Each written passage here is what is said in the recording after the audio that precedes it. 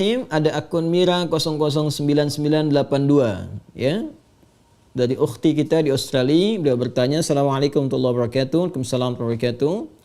Semoga Ustaz dan keluarga serta seluruh tim Mira Institute selalu berada dalam lindungan Allah Subhanahu wa taala. Semoga Allah Subhanahu wa taala memberikan perlindungan terbaik kepada Anda dan keberkahan di tempat Anda beraktivitas, dan semoga Allah memercikan keberkahan dimaksud pada kita semua. Baik, Ustaz izin bertanya, apabila di masa lalu pernah lalai dalam menjalankan solat, lupa ya beberapa kali, apakah wajib diganti ataukah cukup dengan bertaubat kepada Allah? Karena saya pernah mendengar tidak boleh melaksanakan solat sunnah sampai semua solat yang pernah ditinggalkan diganti. Tapi saya juga pernah mendengar cukup bertaubat kepada Allah dan berjanji tidak akan mengulangi lagi. Mohon bimbingannya Ustaz. Allah barik fi. Baik. Seorang yang pernah bermaksiat, apapun itu jenisnya, baik maksiatnya terkait dengan Allah, bermaksiat kepada Allah secara langsung. Ya, contoh diminta untuk beribadah, solat itu kan bagian pokok kepatuhan kita, bukti keimanan kita kepada Allah. Quran surah ke-20 Taha ayat ke-14. Ya, solat itu bagian pokok pembuktian iman kita kepada Allah. Innani anallahu la ilaha illa ana fa'budni wa aqimis salata lidzikri. Aku adalah Allah, tak ada Tuhan yang layak dipertuhankan disembah selain aku, kata Allah, maka sembah aku. Ya, bagaimana menyembahmu ya Allah? Wa aqimis salat, tunaikan salat. Ya, untuk mengingat aku, kata Allah. Quran surah ke-20 Taha ayat yang ke-14. Ada orang tak solat, ya, tapi dia mengaku beriman, atau dia menunda-nunda solat, ya, atau solat semahunya. Ada orang puasa Daud, dia solat Daud. Puasa Daud tu dia puasa Senin, Selasa dia rehat, ya, Rabu dia puasa, Kamis dia rehat, tu puasa Daud. Ada ni orang solat Daud, ya, subuh dia solat, zuhur tak. Asar dia solat, maghrib tak. Itu solat Daud. Itu tidak ada, ya. Dia melakukan itu, dia maksiat pada Allah, maksiat dalam hal ibadah. Ada maksiat hakun adami, ya, maksiat yang terjadi dari anggota-anggota tubuh pada soalan-soalan yang memang dilarang oleh Allah. Ya, lisan cakap yang baik, dia bercakap tak baik, dia mencela orang lain. Padahal Allah mengatakan, ya ayyuhalladzina amanu la yaskhar qaumin qaum. Hai orang-orang beriman, jangan saling mencela. Quran surah 49 ayat 11, ya. Dia mencela, dia bermaksiat.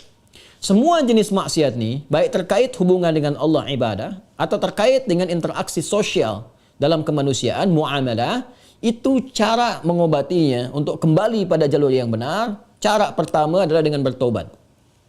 Quran surah keempat An-Nisa ayat 17. Quran surah keempat An-Nisa ayat 17.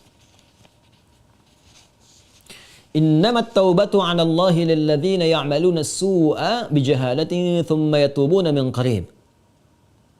Sungguh taubat yang diterima oleh Allah itu subhanahu wa ta'ala, taubat yang diterima oleh Allah itu subhanahu wa ta'ala adalah taubat dari perbuatan buruk, su.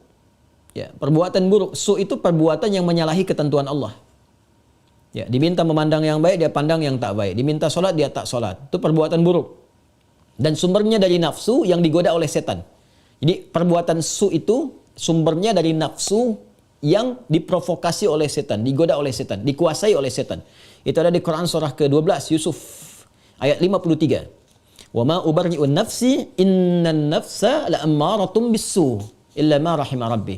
Kita tak mampu menganggap diri kita suci karena ada nafsu yang masih diprovokasi, digoda oleh setan. Orang yang mengikuti godaan-godaan setan itu, was-was setan itu, maka nanti jiwanya akan mengikuti perintah setan, mengajak pada keburukan. Itu yang disebut dengan ammarah bisu namanya. Ya, mata melihat yang buruk, su. Lisan cakap yang buruk, su. Telinga dengar yang buruk, su. Jamak dari su, sayyiat namanya. Bila banyak dikerjakan sayyiat. Allah itu punya sifat Rahman, punya sifat Rahim, yang tidak menginginkan hambanya pulang membawa maksiat. Kamu ini lahir bersih, bersih keadaannya, tampilannya bersih, tak ada dosa, tak ada keburukan, tak ada kotoran. Kenapa pulang kepada Allah jadi kotor? Kerana itu Allah tak berkehendak. Allah tidak berkehendak bila ada hamba satu pun pulang kepada Allah dalam keadaan maksiat, dalam keadaan kotor. Maka sepanjang dia hidup diberikan kesempatan untuk taubat. Taubat ini nanti yang berpeluang membersihkan kembali kotoran-kotoran dosa dan menyucikan jiwa-jiwa yang penuh dengan dosa-dosa. Ini taubat namanya. Nah, taubat itu nanti ada 3 turunan hukumnya. Ada 3. 1, mengakui kesalahan. Salah ini. Jadi kalau kita sadar ya pernah salah, itu sudah sepertiga taubat. Dan itu mahal sekali, hidayah Allah mahal sekali. Itu yang tak dipunyai oleh syaitan. Syaitan itu tak punya itu. Ya, karena sifat sombong, dia tahu Allah itu penerima taubat tapi tak mau taubat. Ketika diminta oleh Allah itu untuk taubat, diberikan isyarat tuh, dikonfirmasi, ditanya, "Ma mana'aka alla tasjud?" Ya, "Ma mana'aka alla tasjuda idz amartuk?" Kenapa kau tak mau sujud ketika aku perintahkan? Itu kan isyarat taubat. Ya, Quran surah ke-7 ayat 12. Ya, tapi dia tak mau taubat. Ya, tak mau taubat. Dia menjawab, "Ana khairum minhu, khalaqtani min narin wa khalaqtahu min tin." Aku lebih hebat. Nah, itu bahaya. Kesombongan itu bisa menutup seseorang untuk bertaubat kepada Allah. Itu bahaya sekali. Karena itu Allah mengharamkan kesombongan. Ya, karena sayangnya kepada hamba diharamkan kesombongan supaya masih berpeluang untuk taubat. Itu bezanya syaitan dengan manusia. Ingat ya? Manusia salah karena ada nafsu, tapi manusia taubat. Adam manusia diberi contoh oleh Allah. Ya, supaya bisa diteruskan pada anak cucunya. Diberi contoh, Adam keliru. Lalu kemudian diberikan jalan taubat. Al-Baqarah ayat 37. Fatalaqqa Adamu min rabbihi kalimatin fataba alaihi. Adam menerima talaqi ayat-ayat taubat. Ya, dia memohon kepada Allah, Rabbana zalamna anfusana wa illam taghfir lana wa tarhamna lanakunanna minal khasirin. Taubat, dia diterima taubatnya. Syaitan salah, diberi kesempatan taubat, dia tak taubat. Ya, jadi jangan ikuti jejak syaitan. Wala tattabi'u khutuwatis syaitan. Quran surah kedua ayat 168. Jangan ikuti langkah syaitan. Kita beza dengan syaitan, kita beda dengan syaitan. Manusia salah, manusia taubat. Syaitan salah, syaitan tak kenal taubat. Jadi kalau ada manusia bersalah, pernah berbuat salah, tak mau dia taubat, itu patut diduga. Boleh jadi sedang dikuasai oleh syaitan. Nah, jadi kalau ada pertanyaan, itu pertanyaan fitrah. Ya, saya pernah salah. Itu selalu ada fitrah itu. Ya, dua anak Adam yang pernah salah satunya bermaksiat itu dan berkehendak untuk membunuh membunuh anak Adam salah satunya. Ada kisah dua anak Adam itu di surah Al-Maidah ya ayat 27 itu ya sampai dengan 30 ya. Watlu alaihim bil haqqi watlu alaihim naba ibna adam bil haqqi id qaraba qurbanan fataqabbala min ahadihima wa lam yutaqabbal min al-akhar. Muhammad SAW kisahkan, bacakan kepada umatmu ya tentang kisah dua anak Adam yang diperintahkan untuk berkorban. Yang satu berkorban baik, yang satu tidak. Ya, maka yang satu diterima, yang satu tidak. Maka yang kecewa ini dia merasa cemburu, ingin membunuh. Nah, ketika akan membunuh ini fatawat nafsu lahu nafsuhu, fatawat tawa itu artinya naik turun. Ya, jadi enggak ya, lakukan tidak ya. Nah, itu di fitrah kita itu selalu ada bagian fitrah yang mencegah berbuat maksiat. Ada yang sifatnya mencegah dari awal, ada yang sifatnya menyesali. Ya, menyesali itu sambil mencela. Kenapa tadi saya harus marah nih sama anak nih? Kenapa tadi saya harus mencela dia? Kenapa tadi harus saya cemberut? Kenapa tadi saya harus berkata yang kasar? Padahal saya bisa berkata yang lembut. Nah, itu ada penyesalan yang kedua sambil mencela diri. Nah, bagian yang kedua ini setelah tak mampu mencegah, dia menyesali, disebut lawam namanya. Sifatnya lawamah. Ya, makanya ada yang dikenal dengan nafsul lawamah. Diri, jiwa yang mencela. Kenapa melakukan itu? Nanti puncaknya terjadi di akhirat, saat kembali, saat hari kiamat. Ya, banyak orang menyesal, kenapa dulu tak begini? Kenapa dulu harus begitu? Nah, itu ada di surah Al-Qiyamah, surah ke-75, ayat yang kedua. La uqsimu biyaumil qiyamah, wa la uqsimu bin nafsil lawwamah. Ya, aku bersumpah, kata Allah, ya, ada di jiwa-jiwa itu sebetulnya yang menyesali perbuatan buruk itu kenapa terjadi. Nah, taubat itu, karena harus membuktikan kesungguhan untuk berubah, itu harus menyentuh kepada jiwa yang terdalam tadi. Karena itu harus ada unsur pengakuan, yang kedua unsur penyesalan. Unsur pengakuan itu secara fitrah akan muncul dengan sendirinya. Karena itu kalau keluar dia di pernyataan, itu Masya Allah, itu sudah hidayah Allah yang sudah masuk ke dalam jiwa. Jangan tinggalkan. Cepat ambil. Ya, siapapun pelaku maksiat akan ada bersitan, sekelebat dalam jiwanya itu berpikir, apa aku harus selalu begini gitu? Ya, mungkinkah aku berubah? Nah, kalau ada hal semacam itu sudah hidayah. Ya, kalau ada orang banyak berbuat maksiat pun kita sekelilingnya itu kita mendoakan, malam-malam kita sujud minta pada Allah supaya diberikan hidayah. Jangan-jangan dia itu ditempatkan jadi tetangga kerabat kita, berkehidupan dengan kita supaya memang kita bisa mendoakan dia. Ya, bukan mengutukinya, mencelaknya, tidak. Mungkin supaya dengan adanya kita ini dia bisa melihat jadi wasilah hidayah dari Allah Subhanahu wa taala. Jadi pertanyaan semacam ini itu sudah sepertiga bagian dari karunia Allah. Selanjutnya apa? Sesali. Sesali itu. Jadi mengakui. Nah, ini sudah disampaikan. Kedua, menyesali. Menyesal itu sudah bagian perwujudan, ya, supaya kita bisa mengendalikan nafsul lawamah tadi, supaya tidak dibawa ke akhirat. Ya, jadi dengan menyesal itu nanti digugurkan oleh Allah hal-hal terkaitnya sehingga lapang hati kita. Ciri orang taubat itu, ya, kalau dia sudah bertobat mendekat kepada Allah, yang pertama diberikan oleh Allah kelapangan hatinya, ada ketenangan. Ya, yang tidak bisa dirasakan ya dengan bandingan-bandingan materi. Tidak sama dengan ketika diberi materi dunia, dikasih uang, ya, senang, bahagia, lapang, dikasih kereta, bahasa Malaysia kereta, mobil, ya, atau fasilitas lain, senang, lapang. Taubat itu punya ciri sendiri, tak sama dengan kebahagiaan itu. Ya, dia ada menghunjam ke kedalaman hati itu, ada ketenangan, ya, ada kelapangan. Jadi begitu kita sujud, ya kan? Kemudian kita minta ampun, mengakui, menyesali, air mata keluar, getaran itu yang menggerakkan jiwa, nah itu sudah menyentuh kepada hati. Ya. Jadi ulama dahulu mengajarkan taubat itu sampai hatinya tersentuh. Ya, bukan taubat yang di lisan saja, saya taubat ya Allah, taubat ya Allah. Ya, taubat itu mesti mampu melapangkan hati, jiwanya mesti tersentuh.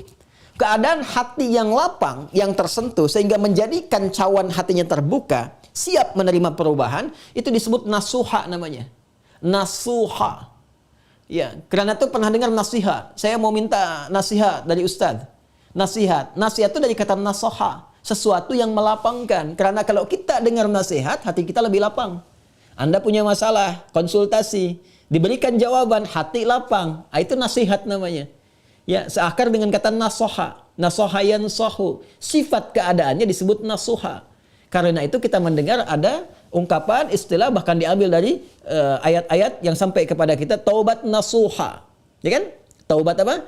Nasuha. Taubat yang mampu melapangkan hati. Caranya bagaimana? Mengakui, menyesali. Penyesalan itu harus langsung bisa menyentuh kepada jiwa.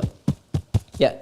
Karena itu ada ulama mengajarkan istighfar sekian kali supaya jiwanya tersentuh, bangun di malam hari, ya kan? Yang ketiga, di bagian terakhir, membuktikan perubahan dari hasil taubat itu. Membuktikan perubahan dari hasil taubat itu dengan beramal soleh. Dengan beramal soleh. Jadi kalau saya bisa ilustrasikan seperti ini. Bismillah. Ini salah. Perbuatannya disebut dengan su. Ya, dengan segala turunannya. Mata salah, telinga salah, lisan salah sampai ke kaki, itu perbuatan su. Jamaknya sayyiat. Ya, tadi Quran surah ke-4 An-Nisa ayat 17 yang menggunakan su, 18-nya sayyiat. Ayat 17, innamat taubatu 'ala Allahi lil ladzina ya'maluna su'a bijahalatin. Ayat 18-nya, wa laysatit taubatu lil ladzina ya'maluna sayyiat. Ya, dan seterusnya ayat. Ini yang jelek, saya silang. Lawan dari ini namanya salih. Jamaknya salihat. Wal 'asr innal insana lafi khusr illa alladhina amanu wa 'amilus salihat. Ya, man amana wa 'amila amalan salihah. Ini tunggal, ini bentuk jamaknya. Taubat adalah jembatan yang mengalihkan perbuatan buruk ini kepada amal saleh ke sini. Tadi diawali dengan mengakui, ya Allah salah nih. Nah, biasanya Allah bantu dengan hidayah, ada pengakuan itu. Ya, ada pengakuan dalam diri kita, mengakui kita berdosa, mengakui kita keliru, kan? Diberi jalan oleh Allah, diberikan sentuhan. Nah, ini anugerah yang pertama nih. Karena itu kalau ada diberikan ini, tadi saya katakan itu sepertiga dari anugerah. Sambut dengan penyesalan, menyesali. Menyesal ini tak hanya mengatakan, kita katakan saya menyesal ya Allah, tak. Sampai merasakan di hati itu kelapangan. Itu disebut nasuha. Taubat nasuha, taubat yang melapangkan kepada jiwa, kepada hati. Ya, sampai merasa tenang, enak, kan? Mampu membezakan antara ini keliru, ini benar, kan? Kita menyesal, air mata keluar. Makanya Nabi pernah menyampaikan dalam kondisi seseorang itu, Masya Allah, kan?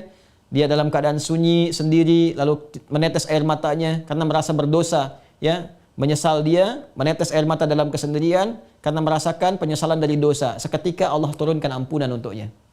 Ya, itu banyak riwayat-riwayat yang sahih. Yang ketiga, membuktikan keberhasilan dari taubat ini dengan merubah ini yang yang sayyiat jadi salihat.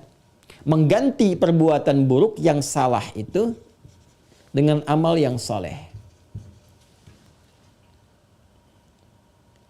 Apa kaitan dengan pertanyaan tadi dari saudari kita yang dari Australia tadi? Ya, kaitannya adalah ini bentuknya seperti apa? Apakah harus sama dengan jenis kesalahan yang dilakukan? Atau berbeda? Yang penting amal soleh saja. Karena ayat-ayat Quran yang mengiringi ini sifatnya memberikan kata umum. Ya, faman taba wa aslaha. Siapa yang tobat wa aslaha. Kemudian dia memperbaiki diri. Aslaha itu kan berubah menjadi soleh. Aslaha yuslihu. Aslaha. Itu banyak ayat di Al-Quran tuh. Mentaba wa aslaha. Taba wa aslaha. Dia tobat lalu dia buktikan ingin berubah jadi soleh. Memperbaiki diri. Ya, karena katanya masih umum sifatnya, karena itu terbuka untuk bisa mengerjakan berbagai hal. Yang penting ada pembuktian. Jadi yang dituntut dari taubat itu sifatnya pembuktian saya berubah. Ya, pembuktian saya berubah. Itu intinya. Ya, jadi ketika sampai di level kedua ini pun ampunan turun. Tapi untuk membuktikan bahwa kita sudah meraih ampunan itu, kita buktikan dengan merubah diri. Berubah dari sini, bertransformasi, berpindah ke sini. Bagaimana caranya? Buktikan. Disinilah kemudian para ulama membimbing kita. Ya, ada pendapat misalnya yang mengatakan kalau jenis yang ditinggalkan perbuatan sayyiatnya atau maksiatnya ya terkait dengan ibadah kepada Allah, pernah meninggalkan salat, kan? Maka bagaimana cara memperbaikinya? Ganti, perbaiki salat ini. Ya.